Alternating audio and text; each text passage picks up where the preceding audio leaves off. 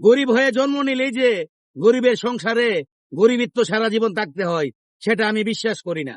কারণ আমি আমার নিজেকে দিয়ে আমি প্রমাণ করতে চাই যে আমি গরিবের ঘরে জন্ম নিয়েছি ঠিকই। আমার বাবা আমাকে একটা ঘরও দিয়ে যায় নাই, একটা বাড়িও দিয়ে যায় নাই, একটা জমিও দিয়ে যায় নাই।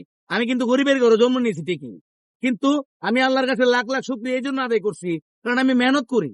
মেহনত করিয়া আমি আমার নিজের নিজে এই পর্যন্ত নিয়ে আসছি। এখন আল্লাহ আমারে সন্তানাদি দিছে। এই সন্তানাদি যখন কোনো কিছু কিনতে যায় বা কোনো কিছু কিনে, আমি ওখানে গিয়ে পৌঁছাই বা আমি এখানে যাই বা তাদেরকে আমি বলি তোমরা বাবা কি কিনছো? ওনারা বলে আব্বা এটা আমার পছন্দ হয়েছে। ঠিক আছে, আমার বাবার এটা দিয়ে দাও। এটা হচ্ছে কি, আমি আমার সন্তানদের প্রতি ভালোবাসা দেখাইছি। কিন্তু সবচাইতে বড় আফসোস এবং দুঃখের বিষয় কি জানেন?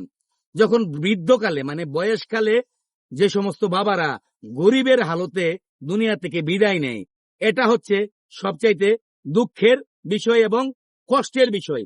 ভাই, সমস্ত ভাইদের উদ্দেশ্যে আমি বলতে চাই, যাদের পিতামাতা এখনো দুনিয়াতে বেঁচে আছে, যারা বয়স্ক এবং বৃদ্ধ, তাদেরকে আপনারা সেবা যত্ন নেন।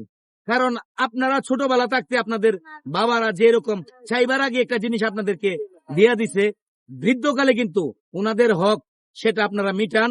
তারা যেন বৃদ্ধকালে গরিব অবস্থায় মারা না যায়, তাদের সমস্ত চাহিদা আপনারা পূরণ করে দিয়েন।